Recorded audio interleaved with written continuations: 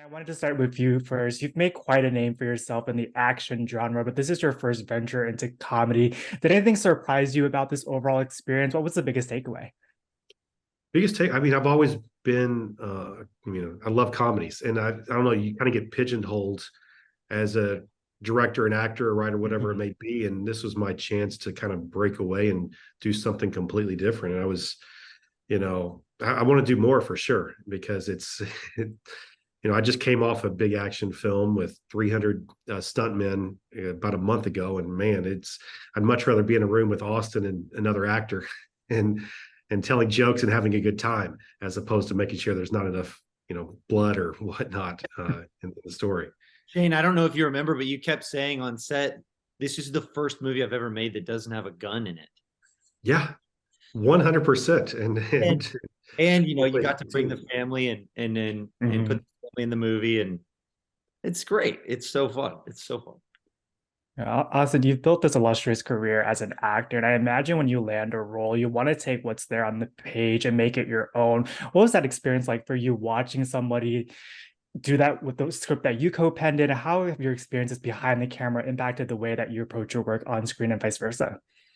Well, it's a great question because on this particular movie, we wrote it a few years ago, and it took time to send it to people and get it made. And I honestly I kind of forgot about it. And then when Shane called me and he said we have a movie, he asked me if I wanted to play Ben. And this is where the two hats come in. It's so interesting because when you wear one hat, you forget about the other Mhm. hat.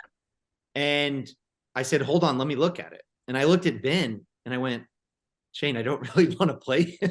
And he said, he called again. He's like, could you please think about it again?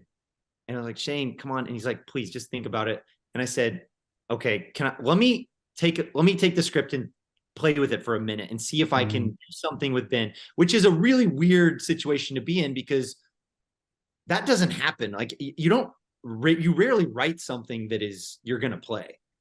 So it's dicey and it can be tricky. But the thing that clinched it for me was if this could be a guy who's completely dominated by his wife the whole time, and and he does it with a smile, but there's this Mhm. crack, and underneath that crack, behind that crack, you go, oh no, there's this guy's gonna blow. And that last speech clinched it for me, and I was like, look, if we could do it like this, then I think I want to play him, and it could be really fun. I got a question about Ben later for you. It's almost the same lines of that. Shane, comedy is a genre that really encourages improvisation. You've got a cast that's really well versed in this space. As a co-writer and director, how do you create the environment where these actors can just play? And do you have a favorite moment that was improvised on the day that made the final cut? Great question. I went with, besides Austin, who I've known, and then we got Amy Smart and Ryan Hansen, who I've known for a while, and Mullen Ackerman, but I also brought him like Carlos Azaraki, who's a stand-up comedian, and he plays Dick Mountain in the film, and we just kind of let him go. It was just, here's the footage. What do you think? And I mean, it was hard to not laugh our butts off, and not have him break character within that. I mean, of course there's other actors throughout who did the same thing, but not to his level. I don't know if Austin agrees. Like, he is head and shoulders He above. I mean, had he's he had absolutely free hilarious. reign. I mean, he did and said whatever he wanted. He always stayed in character, and he always was headed towards the finish line of the scene. But man, he is so talented and so funny, and he went off. And there's no more fun thing to watch. So with a guy like that talent, you just take the reins off. And Austin, what you've both done so brilliantly with these characters and the script is you've taken these really formatic holiday films and flipped them on their heads while still maintaining that heart. How were the two of you able to toe that line so seamlessly while also keeping it so grounded? Well, one thing that people won't know, which is fun trivia, is this was originally called "My Life is a Cable TV Christmas Movie," and it was a little dirtier and a little raunchier, but it Hmm. was really a parody about these Christmas movies. And Shane and I loved the idea of the form and the formula of these Christmas movies, and we wanted to exploit it. And things as things change when you take on a team and lots of other people have ideas, you become this, you want everybody to have their say and get their ideas in there. So things do change. But that was the kernel, the birth of it was we really wanted to have fun with the genre and make fun of it a little. And, it's still in there, but what we realized, once we started getting into pre-production and into production is we want to make a Christmas movie and we want people to feel good and we want everybody to huddle around the TV and the couch and the Christmas tree and open presents and be watching a movie that is a feel-good Christmas movie. And that's powerful and it's unavoidable. And in some way, our movie evolved into what it is today, it without us being able to control it. But and then Shane, like Austin was saying earlier, your daughters also have supporting roles with this film. How did that come about? Have they now caught the acting bug? And were there any nerves of some of the dialogue that you had them say in the film? Yeah, with them, I knew Austin's character and Amy's as parents that they needed young daughters for this, and I could actually work with my daughters as opposed to just showing up on set. Hi, very nice to meet you. Stand over there, say these lines, and I could work with them in the days and weeks leading up to this and kind of play with how they did it. A lot of these lines go over kids' heads, and fortunately, I think they went over my kids' heads as well. So I was able to get away with that, and I wouldn't have, it's like Austin was just saying, like this was closer to an R-rated one, and we brought it back down to PG-13. So a lot of these lines, like I said, are over the kids' heads. So once people see the film, they'll understand that. That's I only have to get my kids to say some of the things that they say. Not be a little embarrassed to have someone else's kids say it. They're absolutely hysterical in this film. Yeah, honestly, without giving any spoilers, Ben feels like that character that perfectly exemplifies this film, where you never know what ridiculous outfit he's going to show up in, and it continues to build and build. Did you both always know that his arc would build to that final moment in the film, which feels so needed? And how did you prepare for that scene? Because it's such a different Ben that we see throughout the film. Well, like we had talked about, I can't remember how it was originally, but when Shane and I started talking about me playing Ben, we really took a look at it, and that idea, I think Ben might have become a little bit bigger of a character simply because I'm a writer in the movie, which is a really weird but honest thing to say, because I wanted there to be some great resolution, or I just didn't want him to be this dominated husband the whole time. And I thought it'd be really satisfying for him to just blow up at the end. And selfishly, it was so fun to do. I remember we were on the slopes that day, and we were losing the light, and it was coming down to the end. And Shane came over and he goes, "Okay, we might only have like 1 or 2 shots at this." And I was like, "Okay." And luckily we got through it and we got it before it got dark, but it was so fun to do. Just, to get to just blow up and explode is always, a lot of fun for an actor. Yeah. And it feels so needed for this character. Yeah. There wasn't that big monologue. I mean, Austin, me trying to convince him to do it. It's like we always knew the character needed that arc, but Austin wrote this amazing monologue that just, it's the biggest one in the film, and it kind of sets the tone of like, okay, he has come full circle. He's been beaten down for so long that like, no, he needed to finally step up, and he does in that moment, and it really sells the film and that character for sure.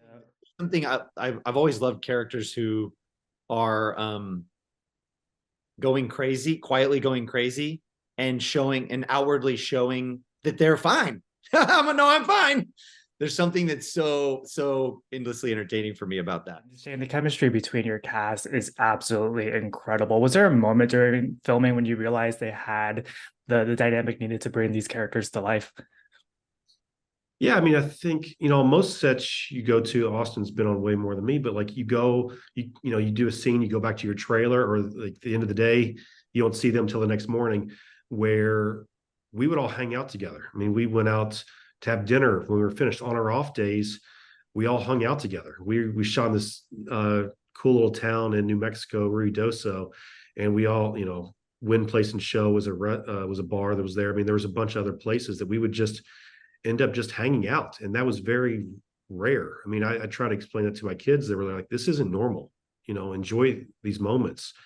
We had trailers, and I don't know if anyone even went in them, quite honestly, No, because not hardly at all. I remember one day we broke for lunch and Mullen texted us and was like, "Hey, I'm headed to this like great lunch place and you want me to grab you something?" And she brought us lunch.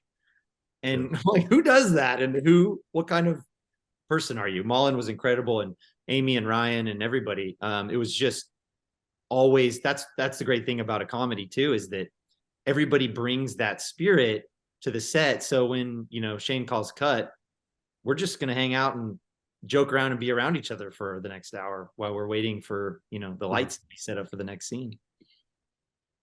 Yeah, it is very rare. I mean, I just, like I said, I just came off another film, and you want to recreate that, but it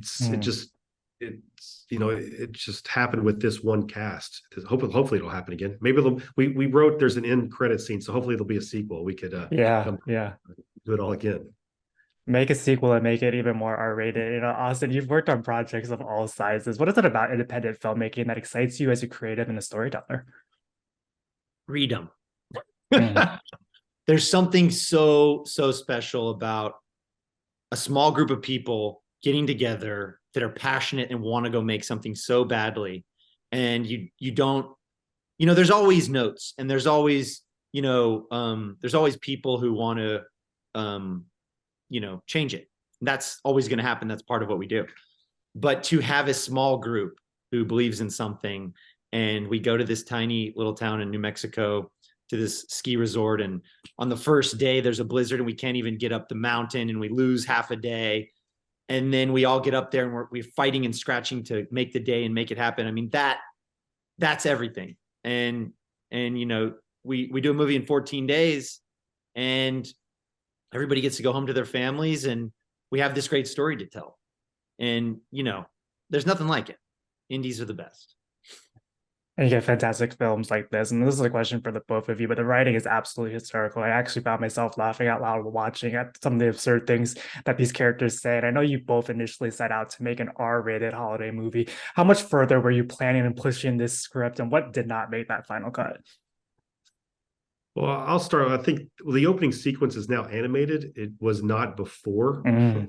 So we were able to change some lines and say some things. It opens, for those that haven't seen it, Mullen gets on stage and does a drunken karaoke bit, and it went a lot further. Went a lot further. So, and it had some different lines. So we were able to change that up and bring it back down. Fortunately, do an animated sequence, kind of like a Christmas Vacation. Open with an animated sequence. Here's kind of the lay of the land as we get started. So that's the biggest part. And then Dick Mountain, he goes off on some tangents, and they were absolutely hysterical. But I think there was a couple of cuts I sent to Quiver, and they I don't know if we should say if we should allow him to go this far for some of these things. So maybe at some point we'll do some deleted scenes and put those out there.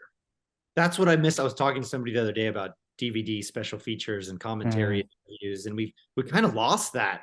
And I wonder if that's something that moving forward we should come back to, because I always love watching that stuff. And another little Easter egg that people will never see on screen was we originally had a very dirty grandmother who had a very, very, very potty mouth, and she was removed. We removed her entirely from the movie. But if we ever make a sequel or anything like that, we're gonna have to find a way for the grandmother to show up.